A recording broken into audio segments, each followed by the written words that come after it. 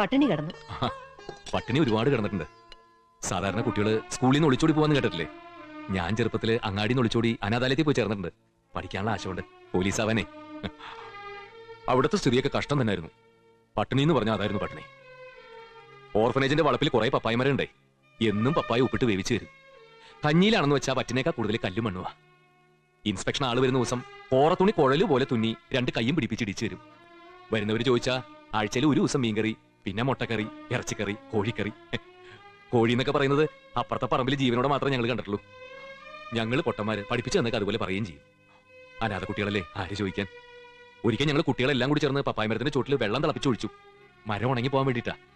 തെണ്ടിക്കുട്ടികളുടെ പ്രാർത്ഥന ദൈവം കേട്ടു. പപ്പായ മരമൊക്കെ ഉണങ്ങിപ്പോയി. എന്നിട്ടോ അതോടെ ഉപ്പിട്ട് പുഴുങ്ങിയ പപ്പായ കൂട്ടാനില്ലാണ്ടായി. അമ്മയില്ലാത്ത കുട്ടിക്കാലം ആർക്കും ഉണ്ടാവരുതമ്മേ.